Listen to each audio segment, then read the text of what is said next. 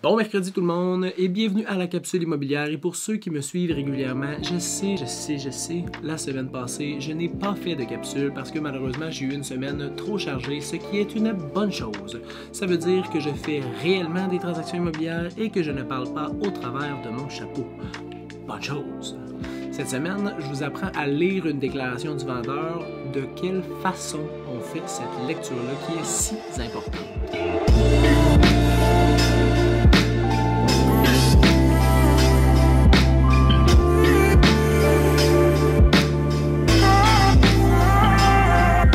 Le moment de la lecture de la déclaration du vendeur lors de l'achat d'une propriété est probablement un des moments les plus importants.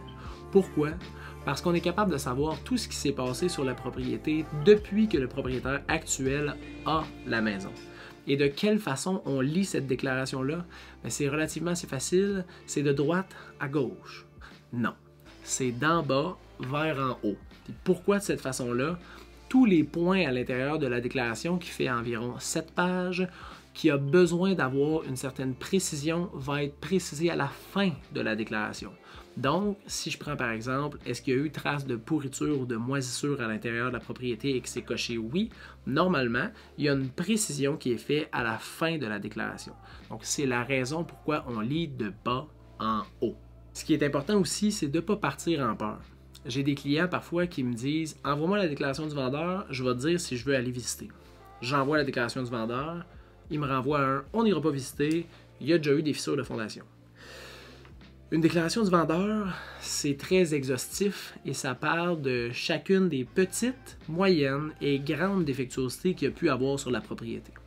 C'est important de pousser plus loin que ce qui est simplement marqué, puis de s'informer en le demandant au courtier, qui lui va le demander à son client pour avoir l'heure juste sur cette précision-là.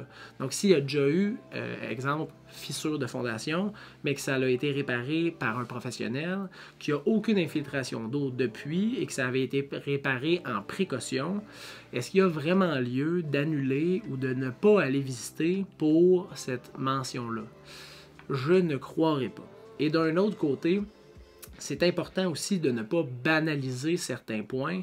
Donc, s'il est mentionné qu'il y a eu trace de moisissure et de pourriture dans l'entretoit, c'est pas de dire bah, il y a eu trace de pourriture, moisissure, c'est marqué comme quoi ça a potentiellement été réglé. C'est important d'aller voir. Donc, durant ton inspection en bâtiment, si tu te rends jusque-là dans ta transaction, demande à l'inspecteur de porter une attention particulière dans l'entretoit à s'il y a trace de pourriture et de moisissure pour être sûr que le problème a bel et bien été réglé. Et si ça a été réglé par un professionnel, je te conseille de faire la demande de ces documents-là à l'intérieur de ton offre d'achat, juste pour être sûr.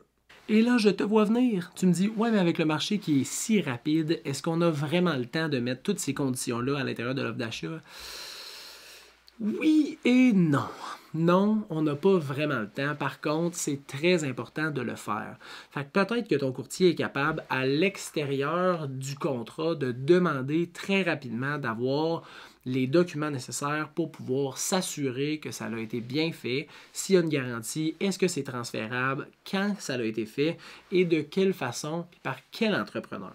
Donc, il y a possibilité quand même d'aller chercher ces informations-là sans les mettre en condition dans ton offre d'achat. Fait que pour résumer, la déclaration du vendeur, excessivement important d'en faire une bonne lecture, d'en bas vers en haut, sans banaliser aucun point, mais sans non plus partir en peur avec des petites choses qui peuvent être banales. Si vous avez aimé cette chronique immobilière-là, n'hésitez pas à vous abonner à ma chaîne YouTube et je vous promets que je vais essayer d'en faire à toutes les semaines, mais de ce temps-ci, c'est rock'n'roll. Je vous souhaite une super bonne semaine. On se voit mercredi prochain.